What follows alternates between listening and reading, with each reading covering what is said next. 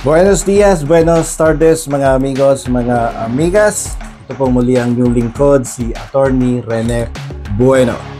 Sa video na to ay tatalakayin po natin yung tungkol sa kautusan ng ating Court of Appeals na kung saan ay pinapifreeze yung more than 36 bank accounts ni suspended mayor ng Bamban Tarlac na si Alice Go, also known as Go Waping. At papasadahan din natin sandali, no? Magkakaroon tayo ng overview of the Anti-Money Laundering Act sapagkat ito po yung ginawang legal na basihan ng ating Court of Appeals kung kaya't sila ay nag-issue ng isang order na pinapi-freeze yung 36 bank accounts ni suspended mayor at ng kanyang mga kasamahan, no? Na ang bank accounts daw ay naglalaman ng bilyong-bilyong piso.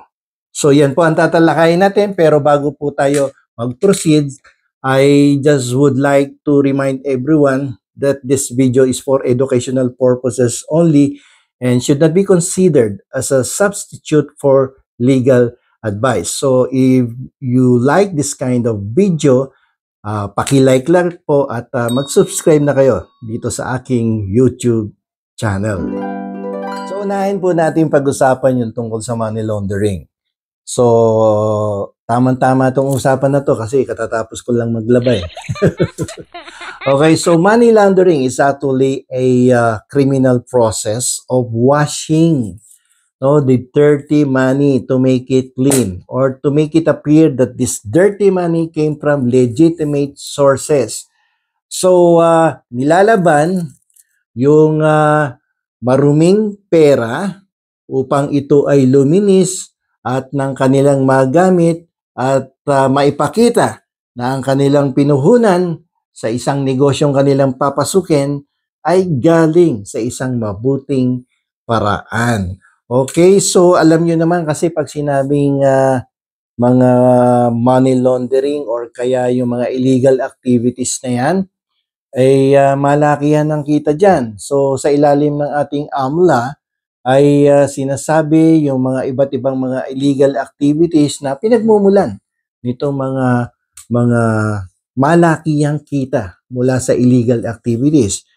Katulad ng plunder, ng kidnap for ransom, itong estapa, murder, masyaw, wetting, at maging itong illegal use or illegal sale of prohibited drugs at pati na yung illegal operations of POGO. So pag yan yung mga illegal activities, ilan lamang yan pag yan yung mga illegal activities na kung saan kumikita ng pera itong mga sindikato na to, ang pinag-uusapan dito hindi lang hundreds of thousands kundi millions of pesos or even billions of pesos. So yung mga tao na yan na involved sa mga illegal activities ay nag-iisip din talaga ng paraan kung paano nila huhugasan o lalabhan yung dirty money. So ginagawa nila dyan ay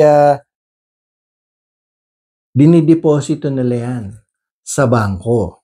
At kung di sa bangko, bibili yan ng mga shares of stocks.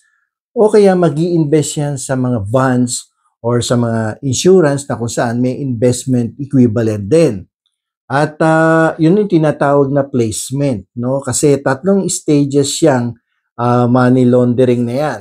Yung first is the placement of the money to financing or financial institution like the banks, the insurance company, sa stock market. So ilan lamang yan sa mga ehemplo.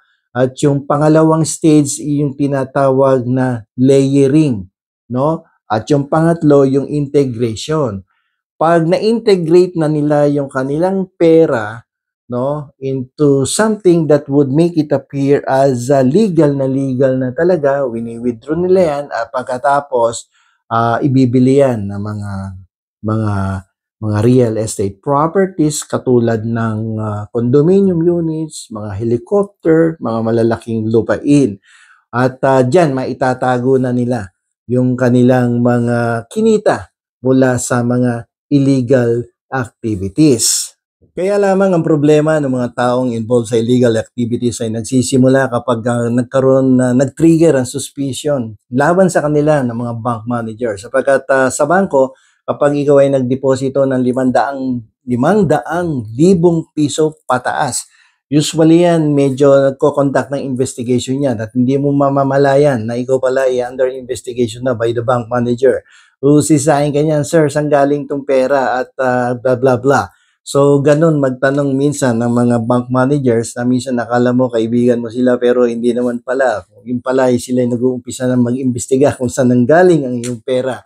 At magkakaroon ng duda dyan kapag nag-deposit ka ng 500,000 or even more than 1 million tapos sunod-sunod na araw, ayan na, ang bank manager or bank officials is now under obligation to report that suspicious deposit of huge amount of money into your bank account, isusumbong ka niyan or i-report ka niyan sa Anti-Money Laundering Council. So si ano yung Anti-Money Laundering Council naman ay magko-conduct ng sarili niyang investigasyon kung bakit meron kang ganong kalalaking pera, lalo na kung hundreds of billions yan at umabot na ng billions of pesos yan.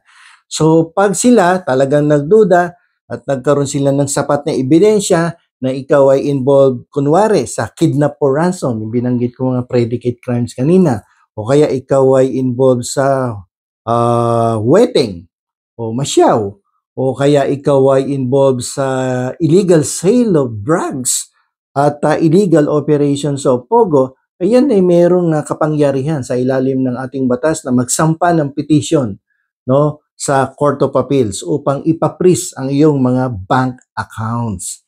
Okay, ito yung nangyari kay suspended Mayor Alice Goo. So si Anti-Money Laundering Council pumunta sa Court of Appeals at nag-file ng petition upang ipa-freeze lahat yung iyong bank accounts. So, at nalaman nga natin more than 36 bank accounts ang mini-maintain ng suspended mayor.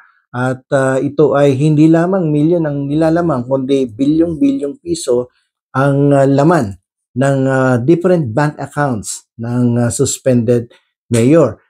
The main purpose of the freeze order issued by the Court of Appeals is to hold the money of the accused. So that's so our authorities can have ample, sufficient time to prepare the complaint.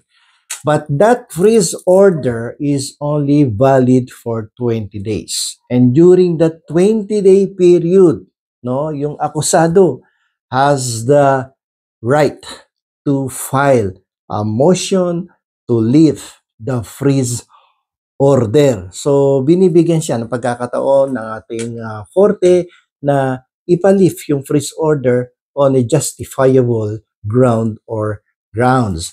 At isa pa sa pwedeng gawin ng ating akusado, yung kanyang abogado na nagdidepensa sa kanya, is to file a temporary restraining order or an injunction with the Supreme Court. So abangan natin yan, baka yan ang gawin nung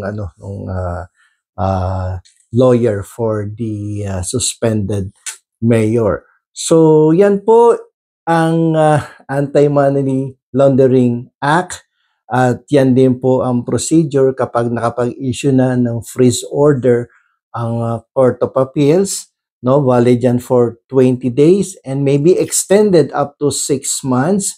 And during the 20-day period, the accused through his lawyer may file a motion to lift the order. Pag hindi naging successful yan, pwede ding mag-file ng petition for a temporary restraining order or an injunction.